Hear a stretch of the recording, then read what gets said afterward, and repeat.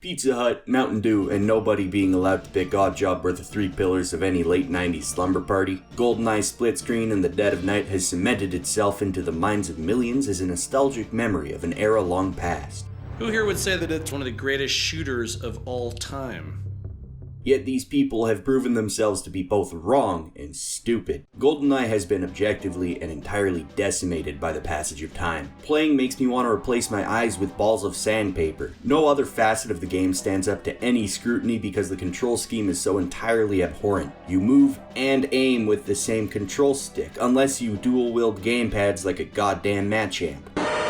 These controls are impossible to look past and the game falls flat on its face because of them. But what if there were a code, a remedy for the control layout that didn't make Goldeneye merely playable, but good?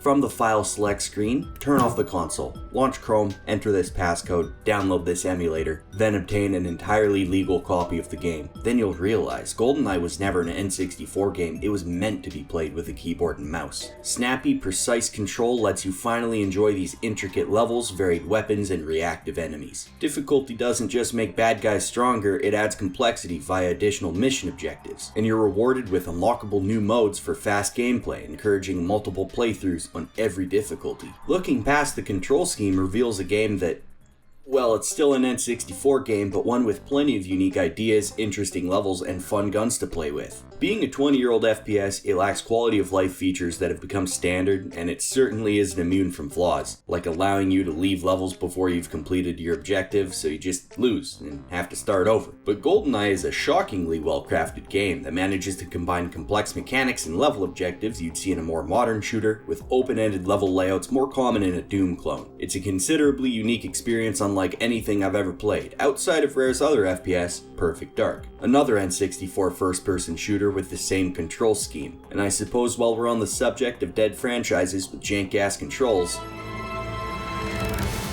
Metal Gear has always had a certain clunk to it, best illustrated by the best game ever made, Metal Gear Solid 3. To ready your weapon, you need to press square. And if you actually want to aim instead of vaguely point the bullet, press R1 to go first person. But don't let go of square because releasing fire is your weapon. So let's say, entirely hypothetically, you find yourself in the completely reasonable situation where you've drawn your weapon but couldn't find the shot. Are you forced to hold your gun out like a grenade without a pin until you find another? Well, no, but that would almost be better. See, the PlayStation 2 has analog face buttons, meaning it can detect exactly how hard or soft you're pressing a button. So if you decide not to shoot, you need to tenderly release the button, as though you've got the trigger half squeezed. One might go as far as to say the implementation of this mechanic is fucking dumb, and they would be right. Aiming and firing in Metal Gear Solid 3 is a tumultuous, esoteric mess requiring two buttons, a control stick, and a poorly thought out controller gimmick to properly accomplish. You can't even aim fully automatic weapons. As soon as you press square, you start firing, so you just kind of unload and hope you land a couple of shots. Other Metal Gear games, you just press the right trigger. The combat mechanics require so many different buttons in specific orders to be utilized, and in the heat of the moment, you have to remember which does what, and before you know it, you're halfway through a very one-sided game of Twister with your gamepad. But I suppose that's kind of the point.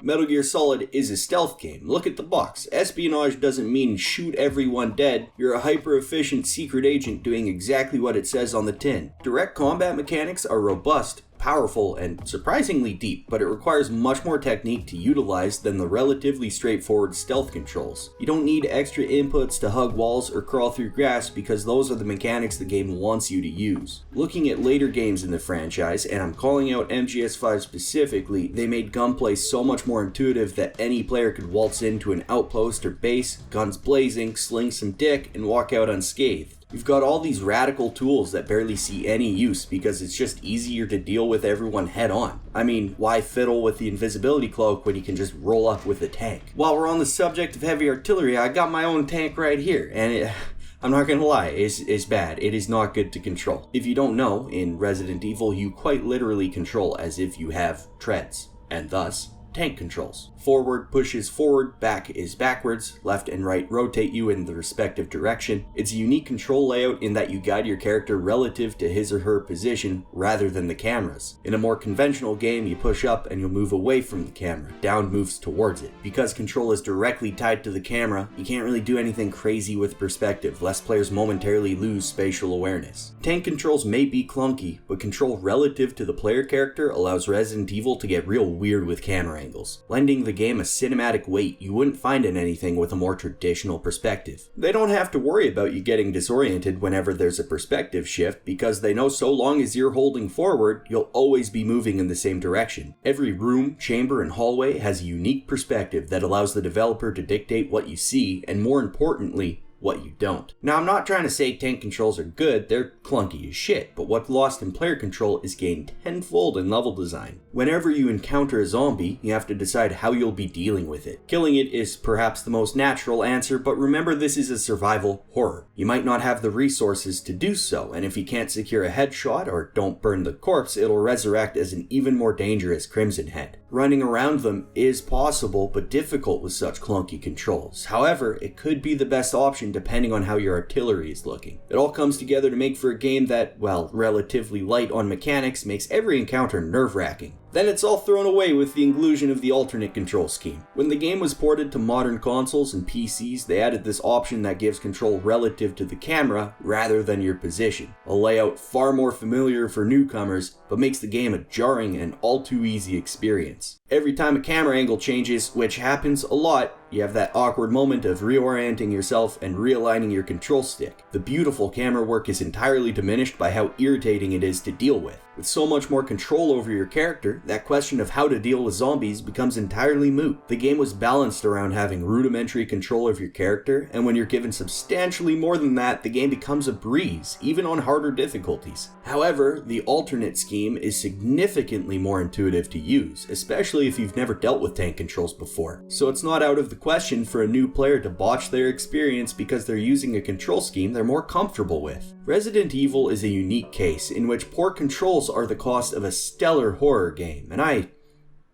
don't really know where I'm going here, to be honest. Sometimes bad controls are actually good, or encourage a specific kind of gameplay, or obscure an otherwise fun game. Moral of the video? I don't know, give Gyrim a chance. There's a reason devs keep adding it to Switch ports.